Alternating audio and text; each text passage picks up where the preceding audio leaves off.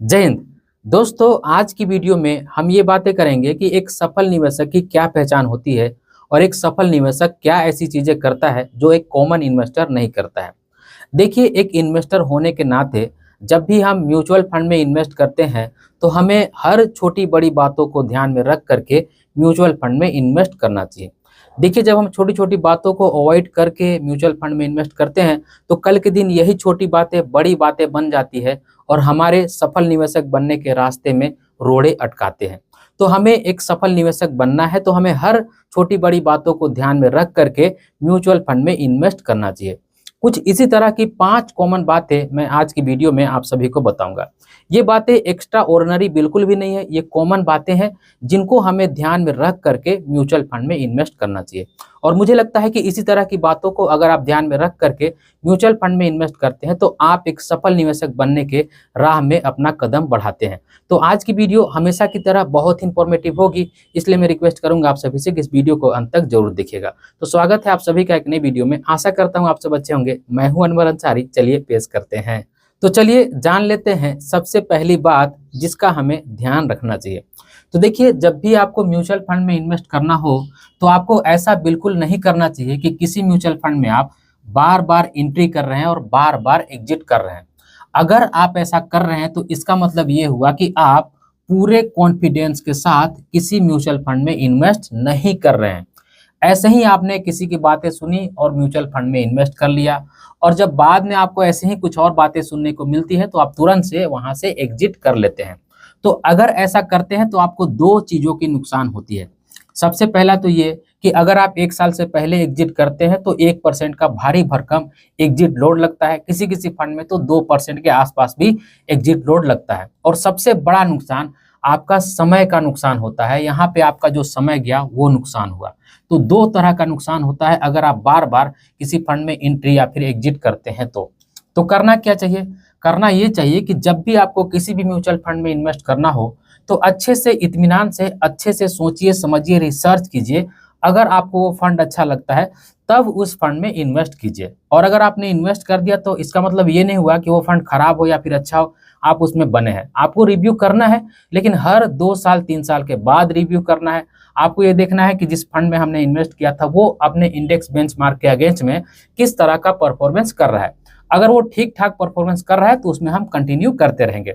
तो जो सबसे पहली बात है कि हमें बार बार किसी भी फंड में एंट्री या फिर एग्जिट नहीं करना है।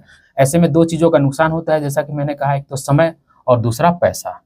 और दूसरी जिस बात का आपको ध्यान देना है वो ये ध्यान देना है कि जब भी आप म्यूचुअल फंड में इन्वेस्ट करते हैं तो आपको एक पोर्टफोलियो बना करके म्यूचुअल फंड में इन्वेस्ट करना चाहिए। और वो पोर्टफोलियो एक फोकस्ड पोर्टफोलियो होना चाहिए। फोकस्ड पोर्टफोलियो का मतलब क्या हुआ? फोकस्ड पोर्टफोलियो का मतलब ये हुआ कि आपके म्यूचुअल फंड की पोर्टफोलियो में कम से कम फंड होने चाहिए और अच्छे से अच्छे फंड होने चाहिए। देखिए, अगर आपको ज़्यादा फंड ढूंढना पड़ जाए तो हो सकता है कि आप एवरेज फंड ढूंढ लें, लेकिन अगर आपको कम फंड ढूंढने हैं तो आप ये कोशिश करेंगे कि जो फंड अच्छे से भी अच्छा है उस फंड में मैं इन्वेस्ट करूं। तो हमेशा आपको एक फोकस्ड पोर्टफोलियो बनाकर चलना है और उस फोकस्ड पोर्टफोलियो में 2, 3, 4, 5 फंड के आसपास ही फंड रखना है। अगर आप इस तरह से अपने पोर्टफोलियो में फंड रखेंगे तो आप फोकस्ड रहेंगे और आपको ये भी मालूम रहेगा कि हमें हमारा जो पोर्टफोलियो है उसमें किस तरह के कितने फंड है। नहीं तो लोग इतना ज़्यादा फंड अपने पोर्टफोलियो में रख लेते हैं कि कई बारी उनको भी मालूम नहीं होता है कि हमारे म्यूचुअल फंड के पोर्टफोलियो में कितना फंड है। ऐसे में ओवर डाइवर्सिफिकेशन का सामना उनको करना पड़ जाता है। और ओवर डाइवर्सिफिकेशन का मतलब यही होता है कि हमारा जो रिटर्न है वो मिनिमाइज हो जाता है। अब ओवर डाइवर्सिफिकेशन क्या होता है अभी इस वीडियो के अंदर मैं एक्सप्लेन नहीं करूंगा, नहीं तो वीडियो बहुत ज़्यादा लंबी हो जाएगी। तो आपको ओवर डाइवर्सिफिकेशन से भी बचना है। अपना एक फोकस्ड पोर्टफोलियो बनाना है जिसमें चुनिंदा सबसे अच्छे फंड हो। इस तरह के 4-5 फंड आप रख लीजिए। इतने फंड इनफ होते हैं। अगर आप 40,000, 50,000, 1 लाख रुपए की ही SIP क्यों न कर रहे हो, इसके लिए भी 4-5 फंड, 6 फंड सफिशियंट है। इससे ज़्यादा फंड रखने की जरूरत नहीं होती है।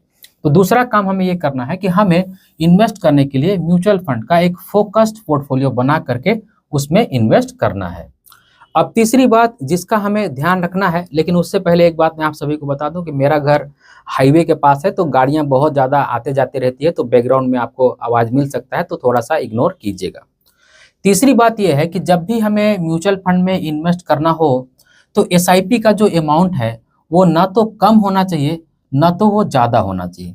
देखिए, अगर आप एसआईपी का अमाउंट कम रखते हैं तो इससे होगा ये कि आपका जो गोल है, जो टारगेट है, हो सकता है वो अचीव ना हो। और दूसरा ये हो सकता है कि अगर आप एसआईपी का अमाउंट कम रख रहे हैं तो आपको हर महीने या फिर बार-बार लमसम करने की ज़रूरत पड़े। और अगर आप लमसम करते हैं तो हो सकता है आपको ऐसा लगे कि भाई हमने गलत समय पर लमसम कर दिया, हमें 4 दिन बाद लमसम करना चाहिए था, 8 दिन बाद लमसम करना चाहिए था, या फिर 1 हफ्ता पहले लमसम कर देना चाहिए था। तो इस तरह के बहुत सारे सवाल आपके मन में आ सकते हैं और आपको कन्फ्यूजन हो सकता है। और दूसरा ये हो सकता है कि अगर आपने एसआईपी का अमाउंट ज़्यादा रख दिया तो इसका मतलब ये है कि आपने किसी न किसी चीज़ से कॉम्प्रोमाइज़ किया।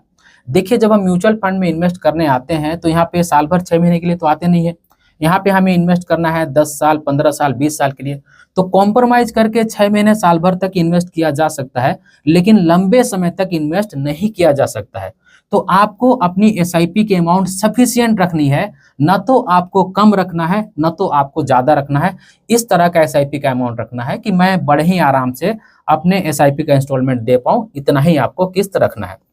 लेकिन बहुत सारे ऐसे भी लोग होते हैं जो अपनी एसआईपी का इंस्टॉलमेंट एक फिक्स तारीख को ना दे करके लमसम करना पसंद करते हैं कि भाई मैं हर महीने म्यूचुअल फंड में लमसम करूंगा, एसआईपी नहीं करूंगा। तो ऐसे लोगों के लिए मैंने टेलीग्राम चैनल बनाया है। जब भी स्टॉक मार्केट में गिरावट होती है तब तब उनको मैं बिल्कुल फ्री ऑफ कॉस्ट नोटिफाई कराता हूं, जिसका लिंक डिस्क्रिप्शन बॉक्स में है। अगर आप भी चाहें तो जा करके ज्वाइन कर सकते हैं। तो तीसरी इसी बात का हमें ध्यान रखना है कि भाई हमें जो एसआईपी का अमाउंट है वो ना तो कम रखना है, ना तो ज़्यादा रखना है। एसआईपी का अमाउंट सफिशिएंट रखना है ताकि स्मूथली वे में सब कुछ चलते रहे। अब चौथी बात जिसका हमें ध्यान रखना चाहिए वो ये है कि हमें एसआईपी के लिए अलग फंड और लमसम के लिए अलग फंड नहीं रखना चाहिए। देखिए, अगर आप ऐसा करते हैं तो हमारी जो दूसरी स्ट्रेटजी है कि हमें एक फोकस्ड पोर्टफोलियो बनाना चाहिए, इसको आप कहीं ना कहीं इग्नोर कर रहे हैं। अगर हम एक फोकस्ड पोर्टफोलियो बना करके चल रहे हैं तो ऐसे में हमारे पोर्टफोलियो में सफिशिएंट फंड होने चाहिए। तो हमें ऐसा बिल्कुल भी नहीं करना चाहिए कि हम एसआईपी के लिए अलग फंड रख रहे हैं और लमसम के लिए अलग फंड रख रहे हैं। अगर हम ऐसा करते हैं तो हमारे म्यूचुअल फंड के पोर्टफोलियो में एक्स्ट्रा या फिर ज़्यादा फंड हो जाएंगे, जिसे हम एक फोकस्ड पोर्टफोलियो नहीं कहेंगे। तो हम जिस फंड में एसआईपी करते हैं उसी में हमें लमसम भी करना चाहिए। देखिए, ये बात सत्य है कि हम एक सफिशिएंट अमाउंट के साथ भी अगर एसआईपी करें तब भी हमारे पास कभी न कभी ऐसा होता है कि अनएक्सपेक्टेड पैसा आ जाता है, जिसे हम म्यूचुअल फंड में लमसम करते हैं या फिर पार्क करना पड़ता है। तो ऐसे में बहुत सारे लोग हैं जो ये पूछते हैं कि सर हम इस फंड में तो एसआईपी कर रहे हैं, लेकिन हमें लमसम करने के लिए कोई अच्छा सा फंड बता दीजिए। तो आपको ऐसा बिल्कुल नहीं करना है। जब आप एसआईपी कर रहे थे उसी समय आपको इस बात का ध्यान देना है कि भाई जिस फंड में मैं इन्वेस्ट कर रहा हूँ उसमें एसआईपी तो होता ही है, उसमें लमसम भी होता है या नहीं। ऐसे फंड में आपको एसआईपी करना है जहाँ पे एसआईपी का ऑप्शन तो हो ही, ज़्यादातर फंड में होता ही है, लेकिन उस फंड में लमसम करने का भी ऑप्शन हो। और एक बात का और भी आपको ध्यान देना है कि अभी फिलहाल अगर उस फंड में लमसम करने का ऑप्शन है तो ऐसा तो नहीं होगा कि 6 महीने साल भर के अंदर में ही उस फंड में लमसम करने का ऑप्शन बंद हो जाएगा। तो देखिए, ऐसा हो सकता है और इसका एकमात्र कारण होता है, मेरे को जैसा लगता है, मैं देखिए कोई कंट्रोवर्सीज में नहीं पढ़ना चाहता हूँ, मुझे लगता है कि जिस फंड का एयूएम साइज ज़्यादा होता है उस फंड में इस बात की संभावना होती है कि आगे जा करके जल्दी ही वो फंड में लमसम बंद हो जाए। तो हमें ऐसे म्यूचुअल फंड की स्कीम में एसआईपी करना है जहां पे एसआईपी तो हम कर ही सकते हैं और लमसम भी कर सकते हैं, और उस फंड का जो एयूएम साइज है वो थोड़ा सा कम हो। अब देखिए, इस पर बहुत सारे लोगों का ऐसा सवाल आ सकता है कि सर अगर वो फंड अच्छा है तो क्या और लोग उसमें इन्वेस्ट नहीं करेंगे, उस फंड का एयूएम साइज नहीं बढ़ेगा? तो बिल्कुल बढ़ेगा मेरे भाई, अगर वो फंड अच्छा है तो बिल्कुल बढ़ेगा। लेकिन इस बात को सोच करके है अभी ही हम ऐसे फंड में क्यों इन्वेस्ट कर दें जिसमें लमसम नहीं होता है। कम से कम हम अभी ऐसे फंड में इन्वेस्ट करें जिसमें हम कुछ दिन तक तो लमसम कर पाए बड़े आराम से। तो आपको इस बात का ध्यान देना है कि आप जिस फंड में एसआईपी कर रहे हैं उसमें लमसम करने का ऑप्शन हो और इस बात के भी चांसेस हो कि आगे चल करके भी वो हम उस फंड में लमसम कर पाए। तो चौथी बात, हमें इस बात का ध्यान रखना है कि जिस फंड में हम एसआईपी करते हैं उसी में हम लमसम करेंगे। एसआईपी के लिए अलग फंड और लमसम के लिए अलग फंड हमें रखने की बिल्कुल भी जरूरत नहीं होती है। अब पांचवी और सबसे इम्पोर्टेंट बात, देखिए अगर आप म्यूचुअल फंड में इन्वेस्ट करते हैं तो म्यूचुअल फंड से आपको प्रॉफिट या फिर लॉस, इन दो ही सिचुएशन में से कोई ना कोई एक होगा।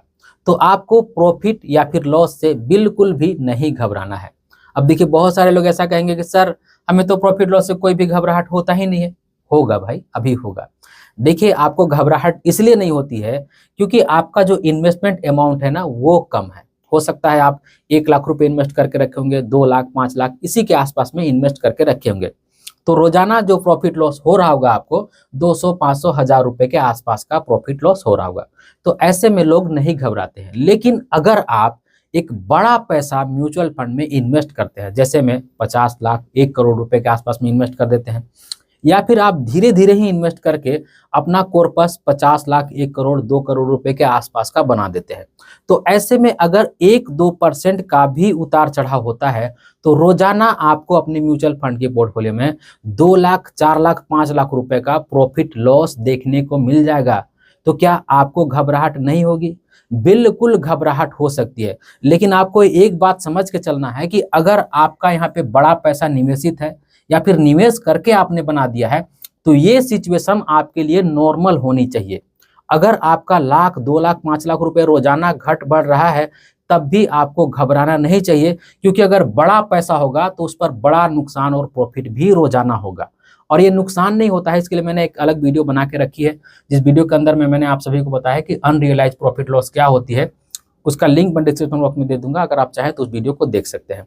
तो आपके साथ लगभग रोजाना ही इस तरह की सिचुएशन होगी कि आपके पोर्टफोलियो में 50,000 1 लाख 2 लाख रुपए रोजाना घटेंगे और बढ़ेंगे। इस तरह का सिचुएशन आपके लिए नॉर्मल हो जाएगा अगर आपने म्यूचुअल फंड में एक बड़ा पैसा इन्वेस्ट करके रखा है या फिर धीरे धीरे करके ही एक बड़ा कॉर्पस बना लिया है। तो आपको घबराना बिल्कुल भी नहीं है। और लोग ये भी सोचने लगते हैं बड़ा पैसा निवेश करके कि भाई मेरा तो इनकम ही महीने का 50,000 1 लाख रुपए है, 20-30 हजार रुपए है, और मुझे रोजाना यहाँ पे 50,000 1 लाख 2 लाख रुपए का प्रॉफिट लॉस हो रहा है। तो इन सिचुएशन से आपको बिल्कुल भी नहीं घबराना है। अगर आपका एक दिन बड़ा पैसा हो जाएगा या फिर आपने बड़ा पैसा निवेश कर दिया है तो इतना प्रॉफिट लॉस नॉर्मल रहेगा। तो इस बात के लिए भी बिल्कुल भी आपको घबराना नहीं है। और हम इंडियन स्टॉक मार्केट का ट्रैक जान ही रहे कि ओवरऑल इंडियन स्टॉक मार्केट तेजी की तरफ से ही है, ऊपर ही जा रहा है। सेंसेक्स 100 बेसिस पॉइंट से स्टार्ट हुई थी, आज लगभग 70,000 पॉइंट से ज़्यादा ऊपर चली गई है। तो हमें इंडियन स्टॉक मार्केट पे भरोसा भी रखना है। और दोस्तों अगर आप बोलेंगे तो मैं इस तरह की सीरीज आगे भी कंटिन्यू रखूंगा।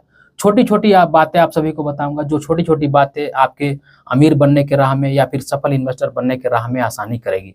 आज की वीडियो आप सभी को कैसी लगी कमेंट सेक्शन में जरूर बताइएगा, मैं आपके कमेंट्स का इंतजार करूंगा।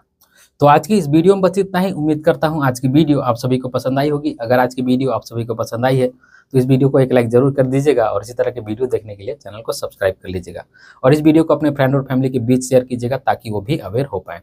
इस वीडियो के आखिर में बस मैं आपसे इतना ही कहना चाहता हूँ कि अपना और अपने फैमिली का बहुत ख्याल रखिएगा। मैं मिलूंगा इसी तरह किसी और वीडियो में, तब तक के लिए बाय।